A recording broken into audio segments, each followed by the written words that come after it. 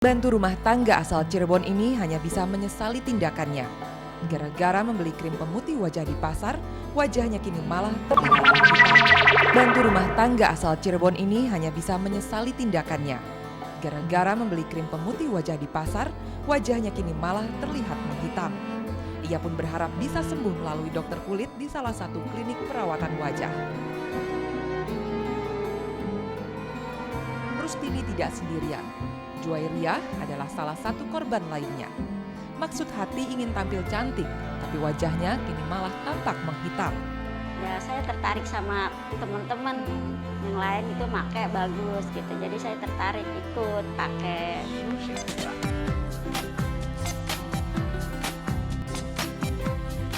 Kulit putih mulus tentu akan menambah jelita para kaum hawa. Tak heran krim pemutih banyak dicari. Tak sulit sebenarnya mencari pemutih wajah. Tak perlu repot ke mall. Anda cukup mendatangi pasar-pasar tradisional. Tapi tunggu dulu, Anda harus ekstra hati-hati. Tidak teliti sebelum membeli akan fatal akibatnya. Alih-alih akan mendapat kulit putih mulus, bisa-bisa malah kulit wajah yang rusak. Kosmetika tanpa label yang tidak memenuhi standar kesehatan sudah beberapa kali dicokok aparat kepolisian dan Badan Penelitian Obat dan Makanan atau Badan POM. Meski demikian, peredaran kosmetik-kosmetik ini tak kunjung berhenti. Diperiksa juga mengenai kebenaran label, kebenaran isinya, apakah dia tidak dicampuri sesuatu yang atau bahan-bahan yang memang dilarang. Itu banyak ya.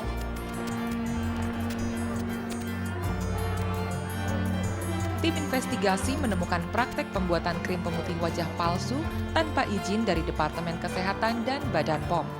Pelaku, sebut saja Hendrik, memasarkan produk buatannya ini tak hanya di Jakarta, tapi juga di kota-kota kecil sekitar Jakarta.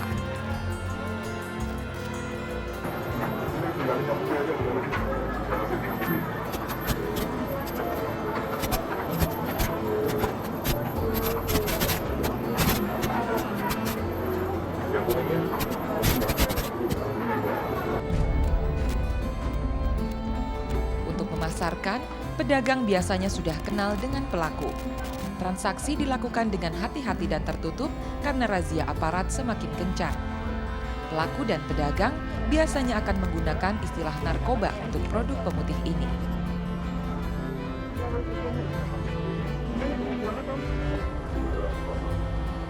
Ada, kita harus hati-hati.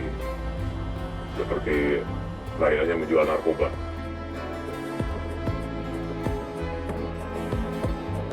Kami menyebut pemutih wajah yang dibuat ini palsu karena tidak memiliki izin dari lembaga yang berwenang. Selain itu, beberapa bahan kimia pembuat krim ini terbilang berbahaya. Sebut saja Texapon, KOH atau soda api, dan stearic acid. Soda api bila tidak hati-hati akan bisa merusak kulit. Tahukah Anda, dalam kadar yang tinggi, soda api ini biasa digunakan para montir untuk mengelupaskan cat mobil.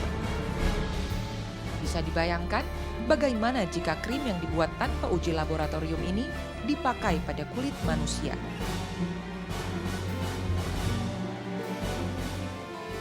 Jadi kalau obat yang beredar ilegal itu tentu saja jangan sekali-sekali dipakai.